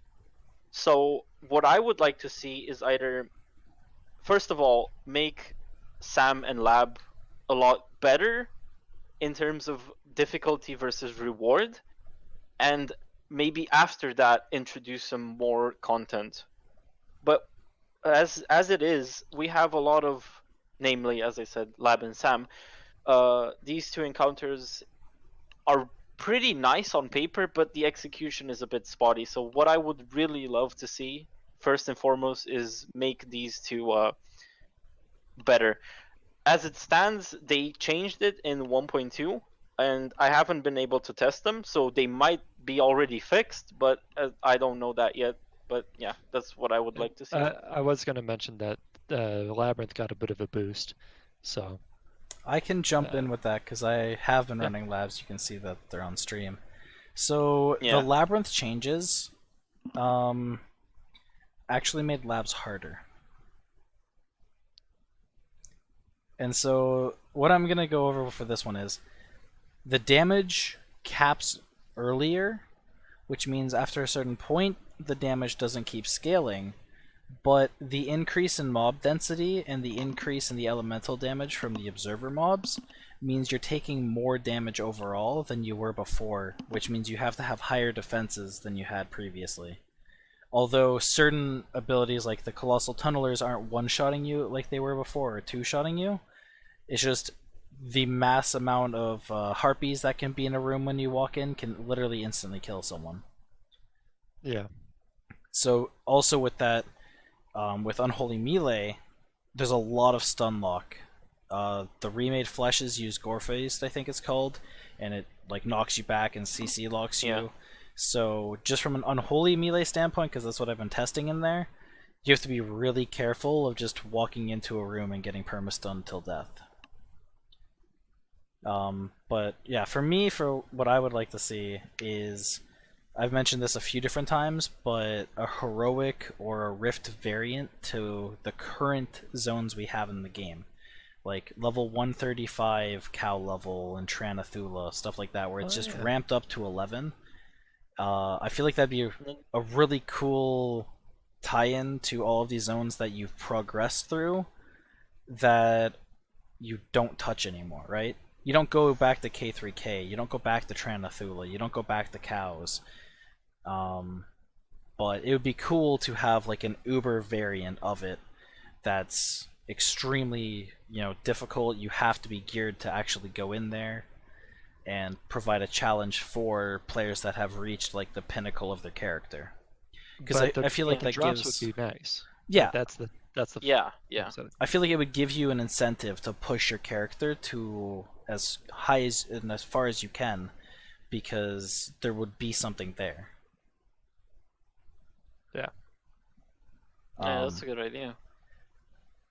And I mean, even like Marco's mentioned this sort of thing before, so I don't know if they are actually doing this in behind the scenes or anything, but it'd be really, really nice to have these sort of Uber zones that are familiar to you because you've done Cows, but now you go into Cows and these cow ninjas are really, really difficult. They hit hard. You have to be careful. You don't fight Cow King. You just fight BPR. Stuff like that. Yeah. Kind of like bring it back to old Median in a way, where you went into a zone and the zone would kill you if you weren't paying attention. Yeah. Yeah, sort of like Dunkrig with the barrels. No, Glam.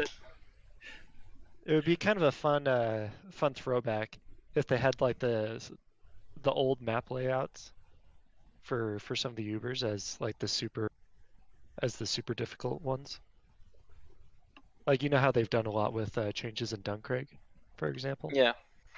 Like if they did one of the super old map layouts for the super difficult Dunkrig, as an example.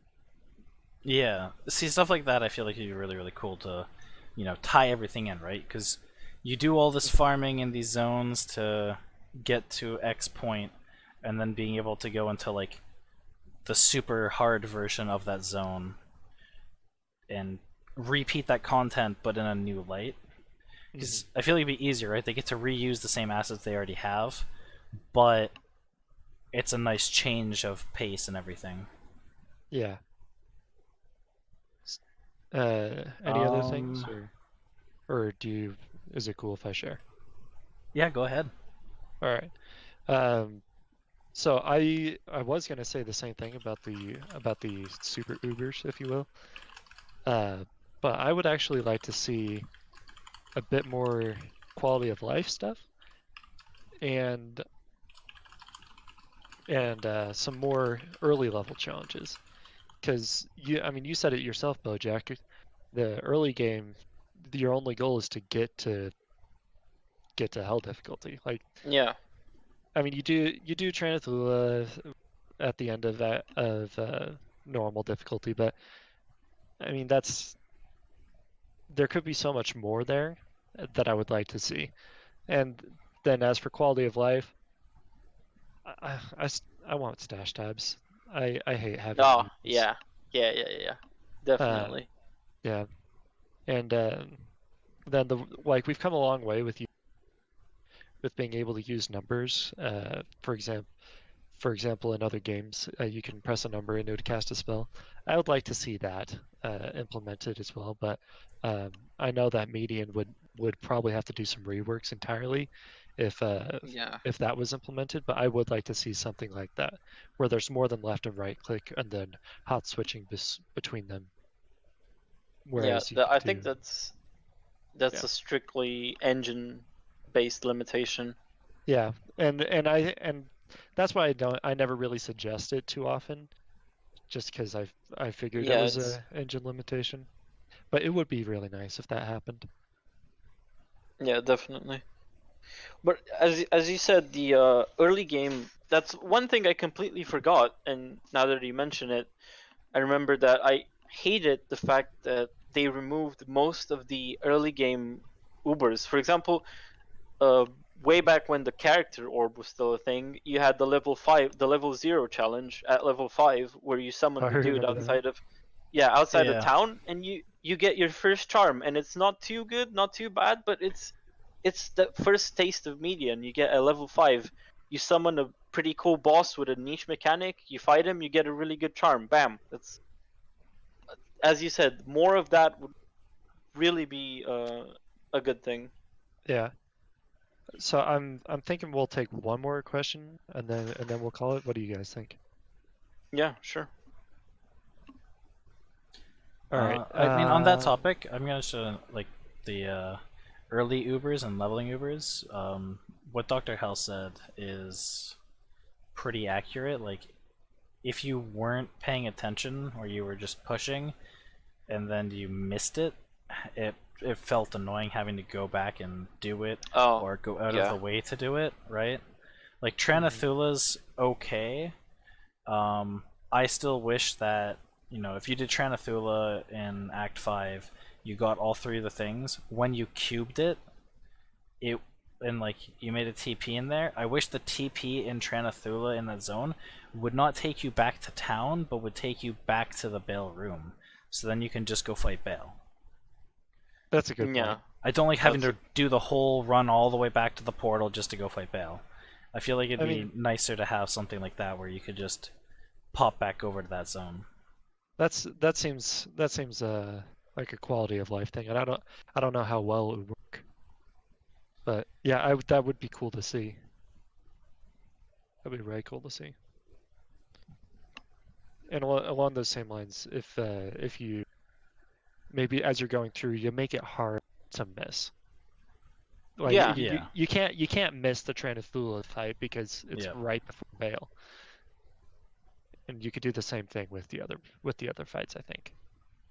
Yeah, definitely. Like, have one be in the first one, like the level 5 one, be in the cave, the first cave that slipping my mind right now. The Den of Den of Evil? Evil be like, yeah, be like the Oh, last wait, like mob. after you kill Albrecht, Yeah, exactly. I think that'd be fun.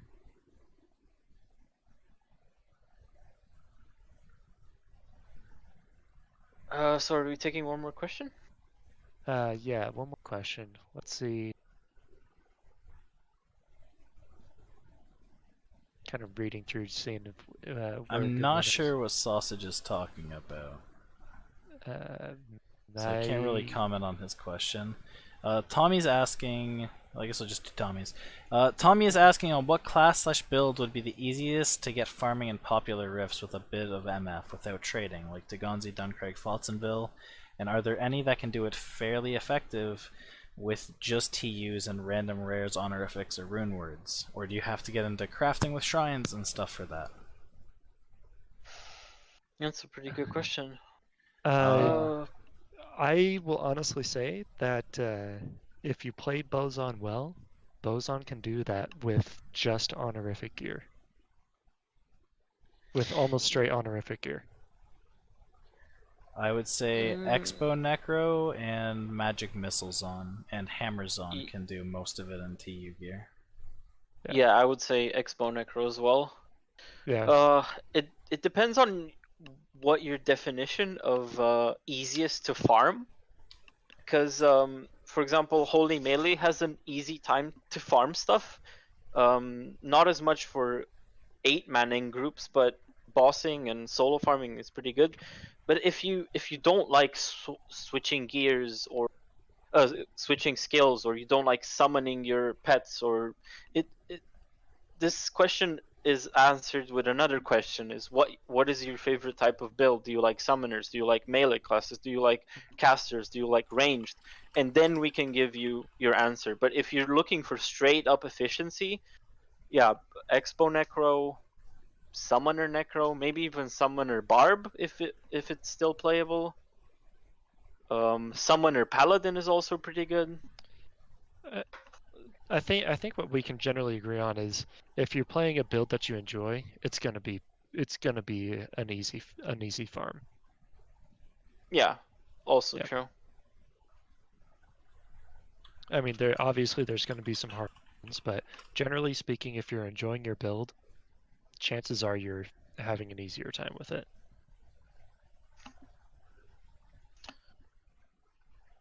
So Okay. does that wrap it up?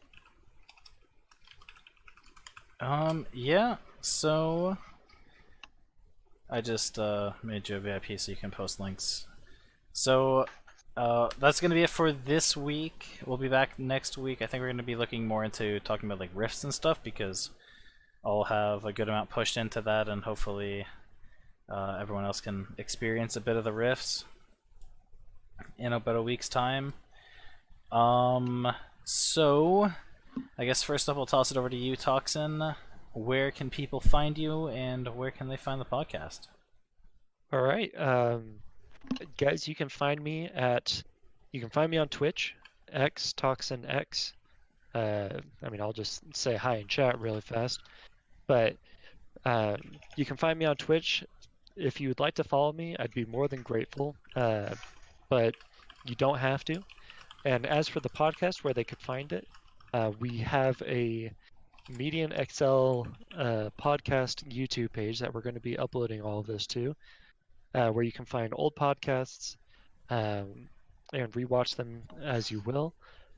And there's a link on my YouTube page for that as well, or on my Twitch page. And I think I might be able to just type it in chat here if we need to. So, but yeah, you can type MXL podcast in YouTube or Median XL podcast in YouTube, or go to my Twitch page and you can find a link there. Is it also on the forums in the Median XL website? I believe I posted it on the forums, but I'm just gonna post a link. We still have to figure out how to change the link over to an actual proper name instead of the gibberish it gives us. Yeah, we'll make it an actual. We'll make it an actual link soon enough, so it makes sense. Yeah. And then Bojac, where can people find you?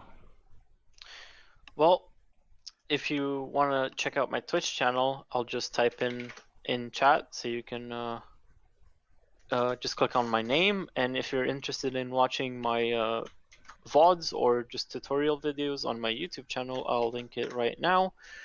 And that's basically it. I only have my Twitch and my YouTube. I also have my Holy Melee guide up on the forums, but yeah, I'll have to update that with the videos.